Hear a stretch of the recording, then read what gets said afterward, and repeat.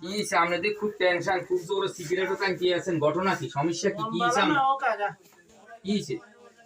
ওই আব্বা মারা গেল গত বছর, কিছু তো বাগজা গইল, হেতা দুইয়ান বালিশ দুগা কম্বল দুইয়ান গরু গা বন পড়নে এটারে ভাগ করছে, হেতে নিচে হেতা বালিশ দিনের বেলায়, আর হেতে নিচে রাতের বেলায়, আরে দিছে দিনের বেলায়, গাই নিচে হেতে স্কিনার, আরে দিছে হক কিনার, বুঝলেন নি?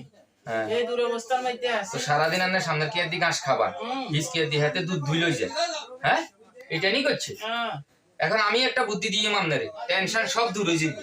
বুদ্ধি ধরবেন নি? কি বুদ্ধি ধরে? ইয়া জোর লাগে যাইনি না। জোর লাগে জিনে লাগবে না, সিকুন একটা বুদ্ধি দিয়ে আপনারে।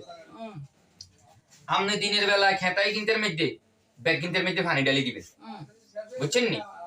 ফের কি সমস্যা এটা সমাধান করি। আর সকালবেলা হাতে কটা বাজে গরুর দুধ দই? 10টা 11টার দিকে। 10টা 11টার দিকে আমনে সিএম জিংলেকে সাসপেন্ড বাড়ি যাই। সকালে যখন হাতে গরুর দুধ দুইতে যাইবো, আমনে গরুর সামনের কে আর কান বেড়াই কস কস করে বাড়িয়ে নিয়ে ধরবেন।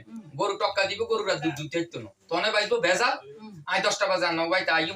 ভেজাল বাইলে হেয়ারা হিয়ানো আই থাই উপস্থিত আমাদের সমানভাবে আপনার হক আপনারা আদায় করে দিই, মানে পাইবেন। ঠিক আছে নি? ওকে।